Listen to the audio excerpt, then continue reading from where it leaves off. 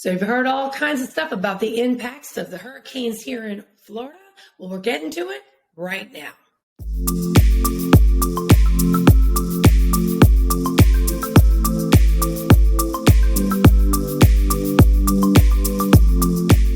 So today we're going to be talking to a real estate expert in the state of Florida. His name is Guy Bouchard.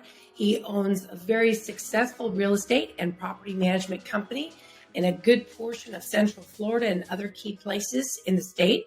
And they're just having him answer some questions about what he sees as far as the impact of the last couple of hurricanes that we've had in, I guess it was the last quarter of this year.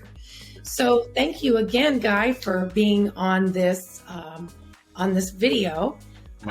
You want to give a little bit of background of who you actually are, so the viewers know you. Yeah, so we started our companies in 1993. Before that, I was in the construction business, and was introduced into really the short-term rental business in Orlando. And I had always owned our first home that we ended up renting, and then started managing other people's long-term rentals. So I was very familiar with that business, but got introduced in the short-term industry, and we started managing homes, and then it grew and grew and grew, and we ended up becoming one of the larger players in Orlando in short-term rental. About 4 years ago, we saw an opportunity to acquire a small company down here in Charlotte County, which is between Sarasota and Naples, Punta Gorda, if people are familiar with it. My neighborhood has like 4,000 homes and 40 miles of canals that you can boat out to the Gulf of Mexico. So it's a really cool area. And so we bought a home here as a second home, bought the small business, and ended up falling in love with the area and moved ourselves down here. Now our son, Michael, is running our operations in Orlando. And then we have a little office in Ocala, but we're growing like crazy down here because there was a lack of real professional management down here. It was mostly like mom and pops. I mean, just a quick background on global is, we've built relationships worldwide. We have partners in Brazil and all over, definitely in Europe and England. And we partner with Marriott and Air Canada and several different players. So, we have about at least 100 different travel partners that book our homes. And we obviously use the traditional channels of Airbnb and VRBO. So that's the short-term rental side. We do well over $10 million in bookings. So that became a pretty good sized business. And the real estate goes hand in hand because we constantly have people that are either buying or selling their vacation homes. And we also do the permanent residence and long-term rentals, right? So they all kind of go hand in hand. So that's hopefully a quick background on the global companies. Awesome. So as far as it goes with the hurricanes, we had one of the most devastating hurricanes to hit the state of Florida, and then 43 days later had another hurricane. Yay! So what is your opinion on how that impacted the state of Florida?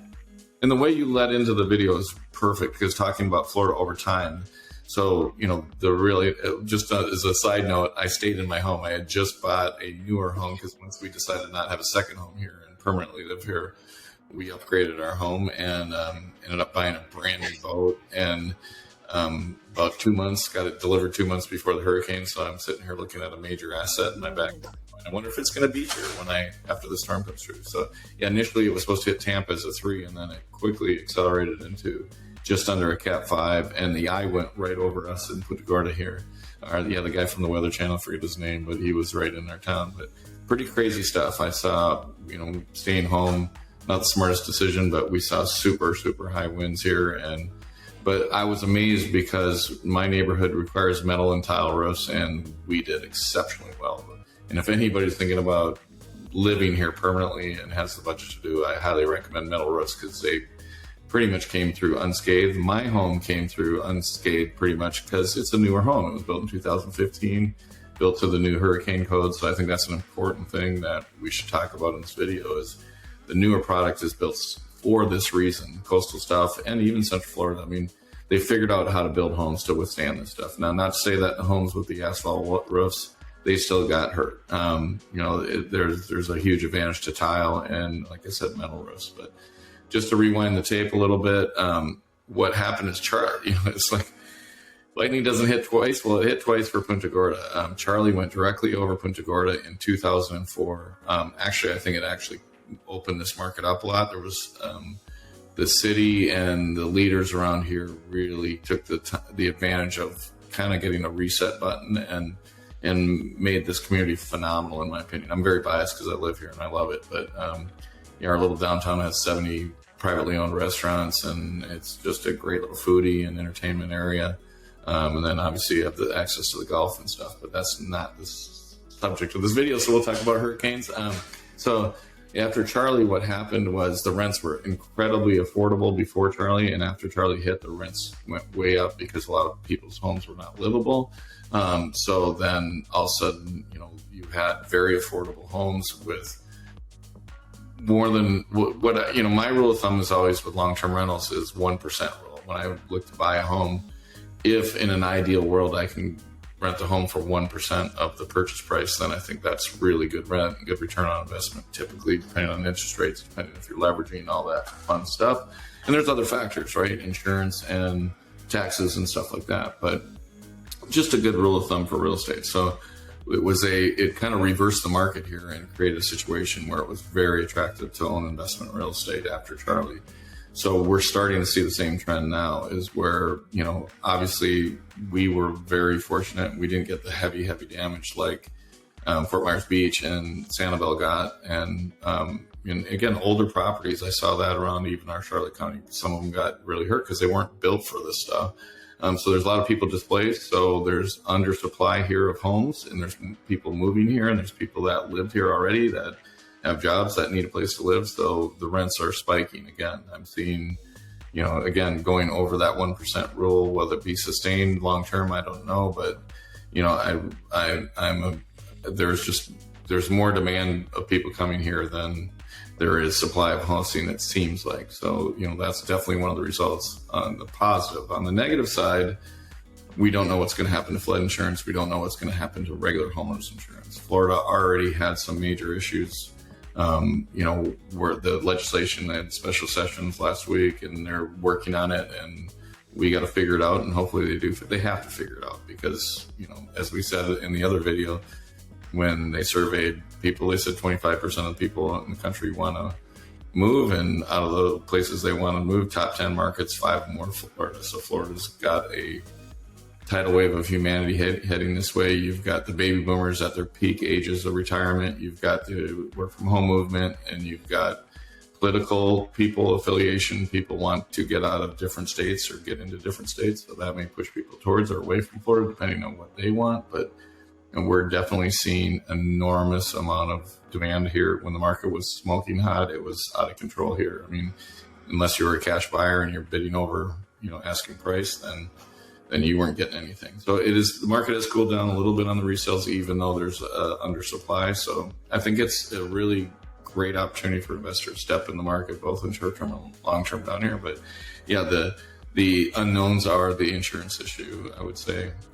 And we've also seen taxes go up. I mean, I have friends that bought second homes down here, and because of the big increase in values, their property taxes went up a lot. So if you're going to move to Florida eventually, then great strategy, which is a different subject again, but is homesteading the home. And if you can, say you live the majority of your time, it's not, everybody thinks it's 6 months in a day. It's just the majority of your time in this state. So if you're moving around the country or the world and you're in, here 4 months and everywhere else 3 months, then you can homestead Florida. And that's what the rules are. I don't know how much they check that stuff, but you have to get a Florida driver's license, register a car, and things like that. But huge advantages, because once you homestead, you get a discount on taxes, but you also lock in your taxes so they can only go up 3% a year. When I still think we have a lot of appreciation left on the table in Florida, because again, the stats are 1,000 people a day for the since I moved here in 1984, to show my age.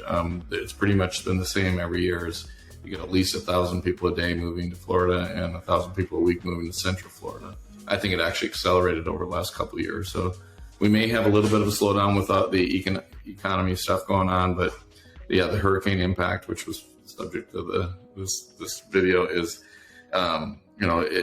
what came away is that the newer homes held up incredibly well, and that, we're back in business and everything looks fairly normal here. There's some markets that obviously got hit harder than we did, and there's investors swooping into those markets, and I do think that some of the that's going to just make the existing stuff that much more desirable, because we've just taken some market where people are planning on moving to off the table, so they're going to have to look for alternatives. And in Charlotte County, this area is one of it's to me the last affordable waterfront market in Florida. And just for those of you who don't know, it's a big boaters market, and there's a lot of some of the best beaches in Florida as well. So yeah, both. Charlotte kind of has a couple different markets. Where I am, it's much more inland, and most people have boats behind their homes, and then the beach area it's the millionaires playground, but there is really affordable stuff close to the beaches.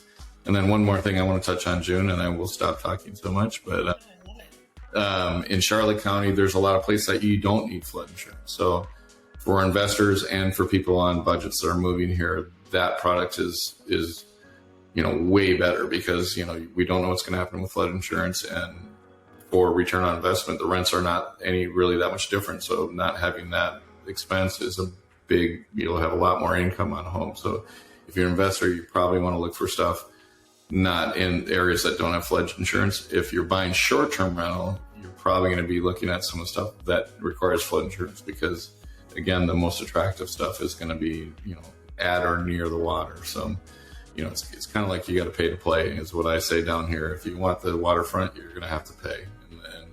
And one last interesting thought I have right now, and I'll see if you have any other questions for me, but what's fascinating is when I talk to my insurance agent, there's about 40% of the deals are cash in Charlotte County, and that makes it very stable. That's a good reason to understand that, as people are not running or have mortgages or going to get in trouble. And then out of those, the majority of the people that pay cash do not opt in for flood insurance, which is really interesting. So, it depends where you are. My house, I feel very comfortable. I did not get flood insurance on my house, and I feel confident that my house was built high enough that I probably won't have an issue. We just went through it. We didn't get the surge that the other people did. I don't know that we can this far inland, but I'm rolling the dice a little bit. But, so that's a whole nother factor for investor, especially if you buy an older house, right? If you buy an older house and you're buying it as an investment, and you don't opt in for the flood insurance, and if it does get flooded, then that's when you do the remodel, right? So it's all about strategy. It's all about, figuring out what, for us, it's figuring out what the buyer's looking for and putting them in the right opportunity for them, and if it is the right area, the right opportunity. So that's kind of what my over summary on the impact of hurricanes that I've seen so far. Now, just because I don't know and I don't remember from going down there, do you have the same type of erosion that maybe Fort Myers Beach had on your side? Like I know you're inlet, so... Yeah. What we actually had is we had a little bit of the opposite effect of the surge. We had a little bit of our canals dry, our harbor and our canals were drying up a little bit. So we had some of our seawalls behind the homes cave into the canals, because there was no back pressure from the water. So the water, is heavy, right? So it pushes back the cement. So when the landscaping, the heavy water from all the saturation of the rain, it pushed some of the seawalls in. In my particular community, it's pretty cool. They do an assessment in your tax bill, and they replace your seawall as needed. Most of the rest of the county that I know of, everybody, it's private. So if you're looking at waterfront, you need to definitely, when you get your home inspection, make sure you're looking at that seawall, because that can be I have a friend just put in a 100-foot dock, and it was $100,000. So, seawall is not inexpensive, as well as dock. So you need to look at the condition of, if you're going waterfront, the condition of the seawall and the dock, if it's not in an area like Punta Gorda where the city actually takes care of it. And then also, how hard is it to find contractors right now? Because I'm imagining everyone's kind of flooded down to Fort Myers Beach. And have you been down there recently? Have you seen? I flew over with a friend who has a plane, and we checked out Sanibel and Fort Myers, and it was amazing how much was still standing. The Mount Lachey, which people probably might not be familiar with, it's the kind of a roadway to Pine Island. Those areas got pretty hammered, but several of the restaurants are back open, which blows my mind. But it's amazing. It's so cool to see the human spirit and how quickly things bounce back. But yeah, Fort Myers Beach, and actually, what doesn't get talked about is downtown Fort Myers. That there, a lot of that area was flooded, the downtown area and the housing around it. So everybody talks about Sanibel and Fort Myers. There was a lot more flooding. There was Fort Myers proper, and Cape Coral had a lot of flooding. But yeah, so it seemed like every contractor in the United States came down here. They're working under other Florida licensed people, and things are happening. I'm seeing roofs going on, homes everywhere, and I'm seeing stuff get done. I think some of those really hard hit areas will take several years to come back. And again, that's why I think we're in a really good position, because if you're a very elderly person and you had a condo or a place that got damaged on Fort Myers Beach or Sanibel, you're not necessarily going to go stay in your home up north. If you have a second home down here, you may end up, looking for an area. And I think that our area is people are going to figure it out, and it is a hidden gem. But yeah, to answer your question, it's amazing. The new construction stuff just kept rolling because those subcontractors had jobs, and they had commitments, and so I'm seeing, the new homes, that there's tons of new homes going up around here, and they're still moving along well. We did a really cool thing. We had a lot of roof damage outside of, like I said, Punta Gorda over in the Charlotte County side, Port Charlotte side. And we brought in a contractor from Orlando, and he's fixing a lot of the pool enclosures and the roofs over there. So, we brought in our own talent, and yeah, it's there's a lag for the materials, but we already have several roofs been put on, several pool enclosures been rebuilt, and so things are moving along. It's all part of the deal. I think we've all gotten used to the lag. That's kind of overlapped from before. So, Any last words you want to throw in there as far as the impact of our beloved Hurricane Ian? And I don't even remember the other hurricane name. No, I don't either. That one was very light and friendly to us, because we had a lot of blue tarps on roofs. So it did hammer some of the East Coast. That's true. The erosion. We were blessed over here that we had very light winds, because we have a lot of homes had tarps on the roof still and stuff. But no, I would say I've gone through several hurricanes and living in Central. I was there for like 30 years in Central Florida, and we experienced several ones. And it's obviously a very different thing being in Center State, but it can still be. There's still we had some heavy damage. I remember with one that actually was the same one, Charlie, that hit down here in Punta Gorda, went across near the Orlando airport, hit our winter park up there and stuff, and did some damage. But yeah, my takeaway, my closing, I would just say is it's amazing how you just move on. I mean, things continue to thrive. I mean, it's life goes on. Yeah, you're in the first week or two, it was chaos. I mean, we didn't have places to get food. We didn't wait in 2 hours to get gas. No power, we were fortunate we had cell phones, and we did have a house we were staying in that had power. But, and then it just it quickly got back to normalcy. It may have not looked normal to some people, but, and now it's totally looks normal, but because there was a lot of, landscaping and garbage on front of houses and condos. Yeah, and I would say another interesting, June, point that you asked me is the one interesting thing I found is older condos got hit hard. And I'm very concerned that people are going to have, their condo dues are going to go up a lot, because, I don't know if it's just because the elevation of them being a little bit higher above the ground, but I mean, I noticed all the older condos, man, they all seem to have major roof damage and water intrusion, and that water would typically go down to the units below. So the top floor units had major water coming in, and then some of it would flow down. So, I mean, people had belongings hanging off their balconies and stuff. So, I've never been a massive fan of condos living. I experienced it when I was younger, and I would say if you're going to be in not that hopefully this was supposed to be a 1 in a 500 year event. So the fact that we survived it and are doing really well for the most part, again, I feel horrible for those people that really got pummeled, but it wasn't that big of a market. The majority of the state is bouncing back really well. But yeah, I mean, so my takeaway is, most of us were okay, and some people took it hard, but it is with a hurricane, you have plenty of time to evacuate, and the smart people get the heck out of the way, and then that's what insurance is for, is to get an opportunity hopefully to redecorate your house worst case, so. Yes. Well, thank you so much, Guy, for your time. And today we were talking about the impacts of our last 2 hurricanes that were pretty much back to back, and what that looked like in the state of Florida and how we're moving on. But if that's not really what you were looking for today, well, reach out and let us know, because that's what we're here to do. We're here to bring any information that you need. So remember, if you're thinking about moving to Orlando, Florida, or you're thinking about investing in this area, please send us a text, give us a call, send us an email, however you wish to connect, because we got you covered when it comes to moving to Orlando and Central Florida. And we will see you on the next video. Bye for now. Thank you.